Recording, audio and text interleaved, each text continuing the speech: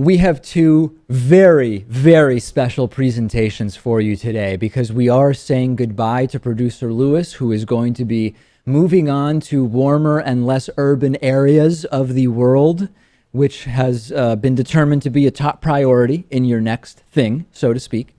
And the first presentation is something that has been produced by intern and segment producer John Anderson, who has been doing a heck of a job. Heck of a job. And it's talk to us, John, about what this is and how it got its name. Bistrolinguistics. Well, it's a compilation of you and Lewis talking about food, which was clearly day one. I could tell that was something very near and dear to both of your hearts. And then when David told me to do that, I don't remember exactly where Bistrolinguistics came from. I was actually reading the third Hitchhiker's book at the time, I believe, and they have that like bistro drive or whatever in that. So I think that's where it entered my head at first. Quite a backstory to all of this. So there was. I guess that's probably where it came from. Yeah. I just kind of categorized everything, threw them together, and it came out pretty good, I'd have to say. All right, so with no further delay, I present to you the first part of our two-part special episode dedicated to Lewis. This is Bistrolinguistics, edited by John Anderson. Let's take a look. Lewis, would you describe yourself as a fan of peanut butter? A huge fan, yes. It's a great product, not just for putting on crackers or celery with raisins, but for cooking as well.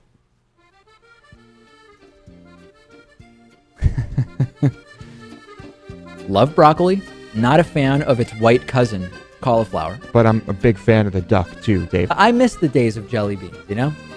I am a fan. Yeah, I like jelly beans. I am not a fan of kasha. I'm a big fan of sushi, have been for a long time. I'm not a fan either. I do like cauliflower. Let's see, beaver butt glands. The way I usually like epithelium is sprinkled with paprika and roasted over an open flame. I won't eat a salad unless it's covered in bacon, crumbled cheese, and some type of extremely heavy cream-based dressing. Yeah, a plain yogurt, a Greek yogurt, it is very high in protein. Don't go crazy, Lewis. They're going to figure out that there's other stuff other than broccoli and quinoa around, aren't they? A can of tuna with some other stuff, also very high in protein. I was definitely a member of the Clean Plate Club. Just tuna out of a can? That to me would seem incredibly unsavory. I took pride in cleaning my plate. I'll add some nuts and seeds. You're a big boy. You finished all your food. That's great. And yeah, I am a big boy. Look what I finished all my food. Everybody's familiar with Olive Garden, the horrible Italian-style restaurant that exists in the U.S. So bad. You're supposedly an Italian restaurant,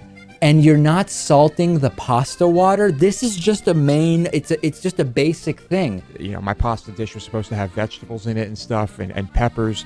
There was one square of pepper. That the food at Olive Garden is a disaster. It is overpriced. It was not a consistency consistent with what we would call meat. The pasta appeared to not even really be pasta. Milk and beans included. Bagels are much worse than, let's say, a couple slices of healthier wheat bread. 5-pound bag or package of jelly beans, hot dog stuffed crust pizza. Pizza? Yeah. Or what's your favorite food? Burgers. Yeah. Hot dogs. Yeah. I was like, okay, well, I don't know what to tell you. Right. And the hot dogs appear to be sort of, they're wrapped in crust, obviously. Thin crust pizzas.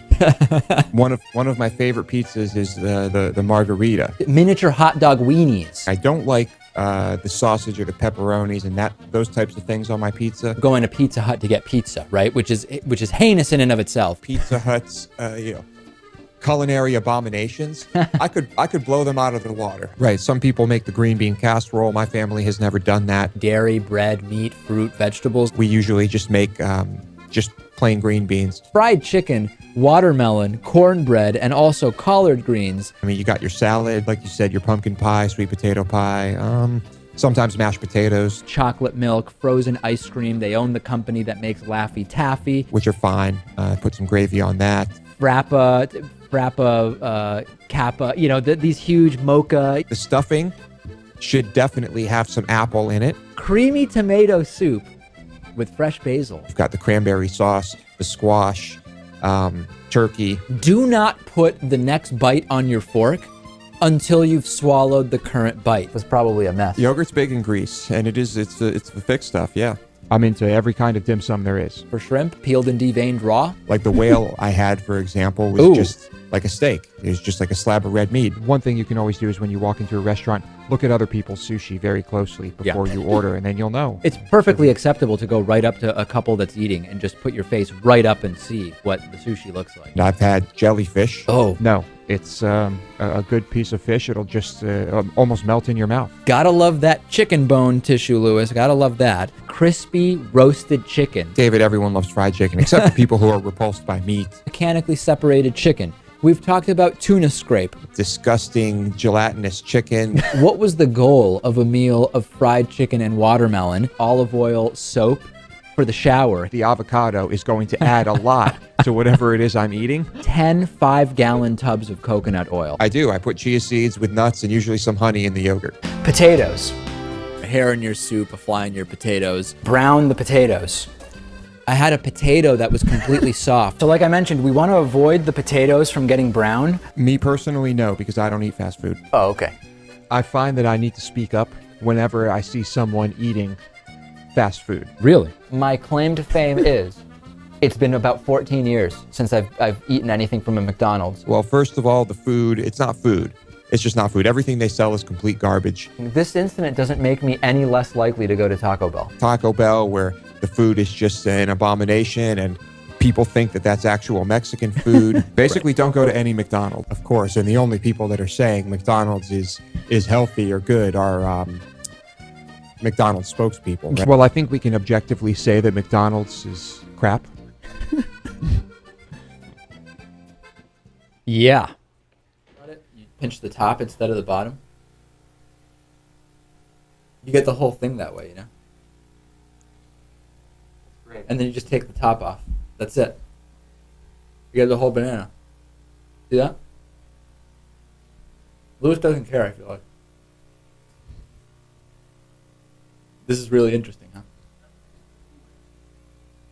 I thought it was new. I mean, monkeys... yeah, monkeys have been doing it. Excuse me.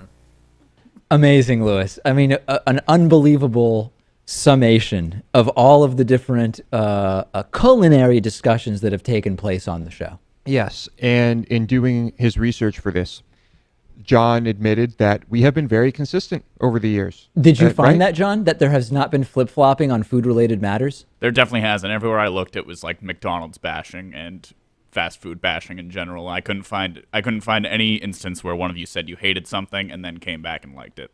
All right. Well, I think for that we can all be proud. Yes, it's masterfully done. John, thank you. You're welcome.